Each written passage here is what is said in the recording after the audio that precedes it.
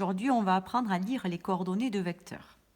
Donc, on va chercher un couple XY pour lequel U va se décomposer de cette manière-là. U égale XI plus YJ. Donc, on dira que U a pour coordonnées XY dans la base IJ ou que U a pour coordonnées XY dans le repère OIJ. Alors, pour ce faire, il va falloir partir de l'origine du point U et essayer d'arriver par un cheminement à l'extrémité du vecteur U. Donc, nous allons, à partir de U, construire ici 3 vecteurs I, 3I, et à partir de cette extrémité, on va construire des vecteurs collinaires à J, et là, j'ai moins de J. Donc, le vecteur U peut se décomposer de cette sorte-là. 3I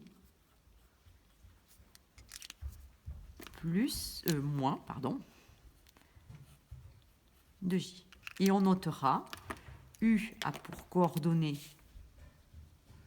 dans la base IJ ou dans le repère OIJ, 3 moins 2, ou U a pour coordonnées 3 moins 2. On va faire de la même façon les coordonnées du vecteur V. On va partir de son origine et je vais construire des vecteurs collinaires au vecteur I. Donc j'en ai construit 1, 2, 3, 4, 5. 5I. Et à partir de cette extrémité, des vecteurs, je vais un peu plus vite ici, donc 4 vecteurs J, et je peux dire donc que V se décompose de cette façon-là.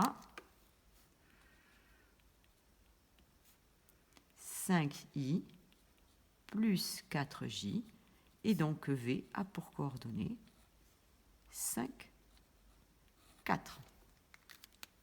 Voilà. On pourrait faire pareil pour le vecteur W. W se décomposerait ainsi. Alors, je pars de cette extrémité. Je construis ici des vecteurs I. J'en ai construit 1, 2, 3, 4, 5, 6, 7. Donc 7I. Et là, j'arrive à l'extrémité de J. Donc ce qui signifie que je n'ai pas utilisé le vecteur J, donc plus 0J. Et donc W aura pour coordonnées 7, 0. De la même façon K, je construis ici, à partir de certaines extrémités, des vecteurs J, 4J.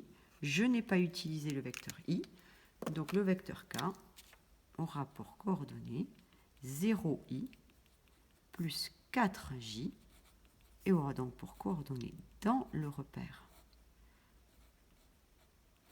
OIJ 0,4.